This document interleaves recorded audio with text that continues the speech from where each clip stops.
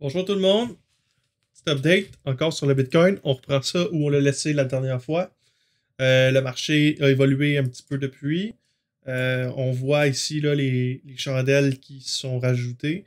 Euh, Ce que je vous avais parlé la dernière fois, c'était qu'on avait possiblement un top qui se créait. On a ici un plus haut puis un autre plus haut. Entre les deux, on voit qu'il y a une divergence bearish qui s'est créée. Même qu'on peut voir qu'il y a une autre divergence bearish qui s'est créée par la suite. Puis, si la tendance se maintient en ce moment, on en a une quatrième. Donc, on a ici notre premier top, ici notre deuxième top, avec la divergence bearish au RSI en daily. On a ici un top qui est plus haut que le précédent, encore, mais encore avec une divergence au RSI. Puis la divergence au RSI commence à se faire sentir ici. Là. On voit qu'on n'a pas été capable d'établir un plus haut. Donc c'est possiblement notre signal de retournement là, majeur là, pour notre descente là, au 21 Weekly Exponential Moving Average. Ensuite de ça, on va regarder un petit peu là, qu'est-ce qu'on pourrait avoir de plus là, sur le graphique qui pourrait nous confirmer notre mouvement baissier. Donc, pour ce faire, on va regarder d'autres indicateurs. Donc, je vais mettre le canal de Fibonacci là, que j'ai tracé. On voit que ce canal-là, en soi, si on va tester un territoire oversold en daily, le territoire oversold va être ici environ, sur cette ligne-là. On voit que d'aller retester les 40 000, c'est vraiment pas quelque chose d'impossible. Donc, on pourrait regarder aussi peut-être pour une figure de continuation, une figure de consolidation. Pour essayer peut-être de relier les tops.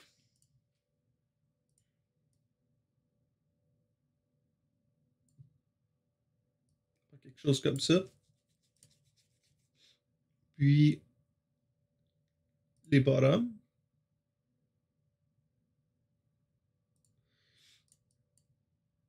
Puis ça nous donne un ending diagonal pattern qu'on appelle.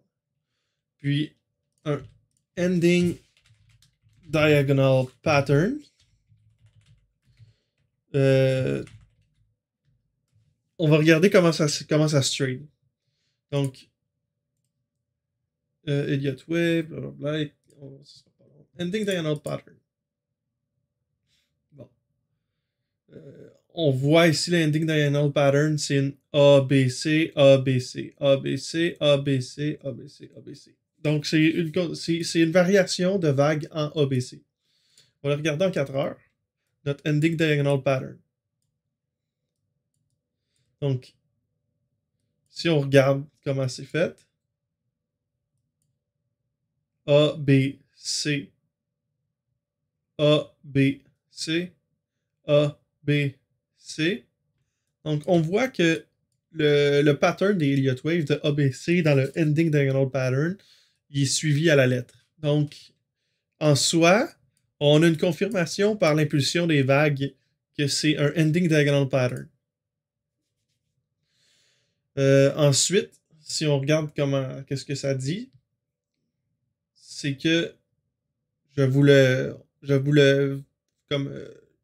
vous faire ça simple. Ça l'explique que le ending diagonal pattern, il a tendance à casser à la baisse.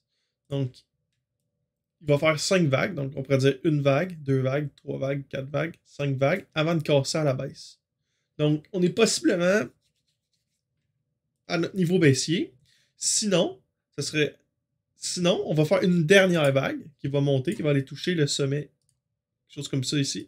Donc, de voir un Bitcoin aller toucher 68, 70 000 avant que le ending diagonal pattern casse, c'est encore possible, malgré tout. Mais en ce moment, il n'y a pas grand-chose de viable. On ne montera pas ben plus haut que 70 000. Enlevez-vous ça de la tête, là. Je pense pas que le Bitcoin va monter, mettons, à 100 000 avant de casser à la baisse. Là. On va pas, ça arrivera pas. Là. Un mouvement comme ça, pour après ça aller retester la 21 Weekly Exponential Moving Average, ça arrivera pas. Donc, ça, c'est pour la partie sur le Ending Diagonal Pattern. Ensuite, on va regarder qu'est-ce qu'il y a d'autre. On a en ce moment la divergence bearish. On a le Ending Diagonal Pattern. On a ensuite les supports. Donc, en ce moment, le support de notre Ending Diagonal Pattern, on pourrait émettre, moi je dis à 51 000. Comme ça, à 51 000, ben, on est sur notre low qu'on a eu juste avant. Donc, tant qu'on n'émet pas un high plus haut, un higher low, on est encore peut-être haussier. Tant qu'on émet un higher low, on est haussier. Mais à la seconde où on va émettre, on n'en émettra pas.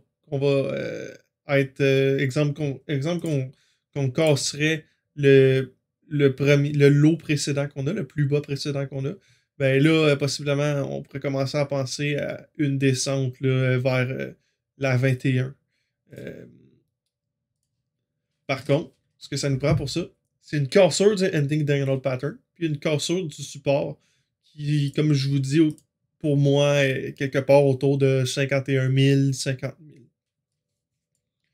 Parce on peut quand même jouer un peu, là, si ça descend, puis ça s'en va ici, puis ça retourne dans l'Ending Diagonal Pattern, on n'a pas cassé le pattern.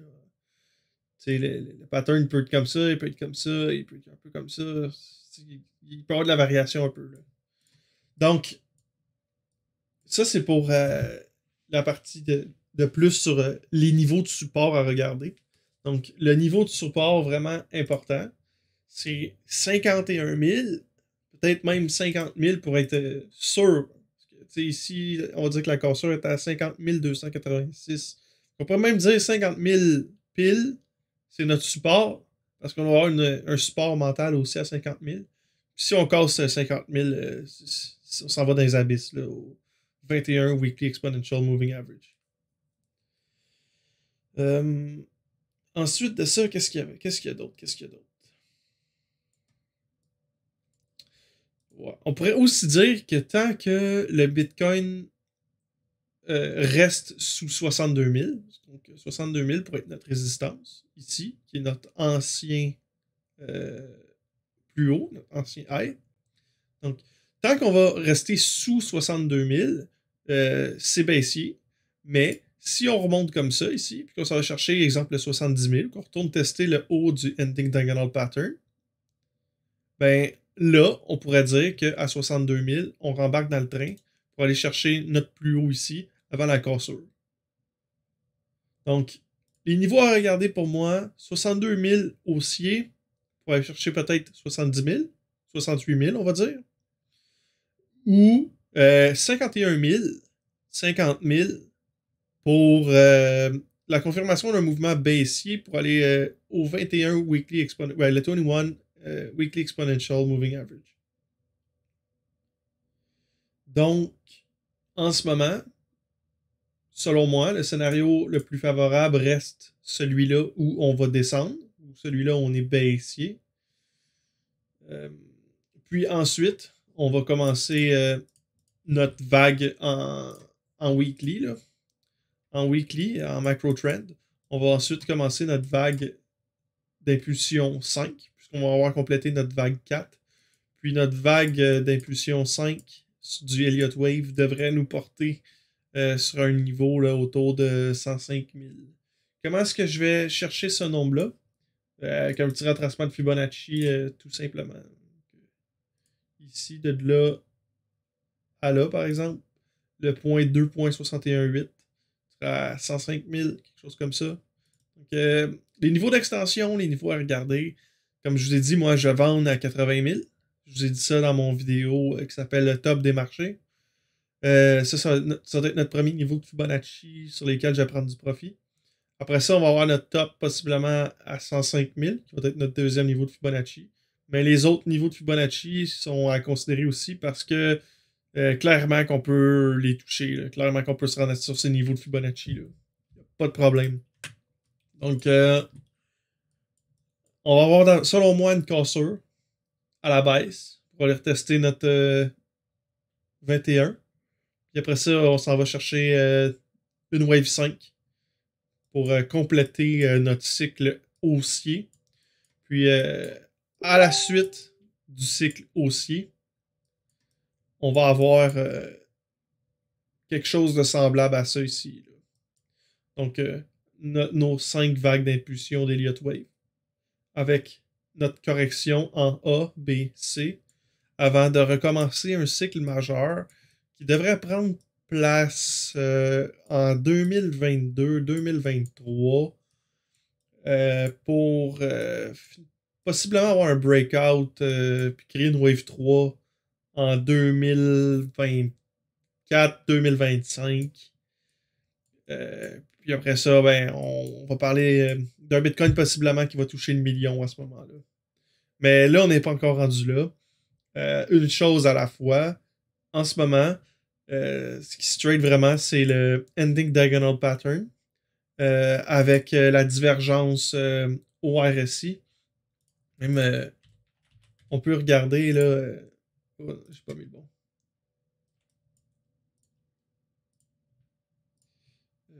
Où mon indicateur de RSI?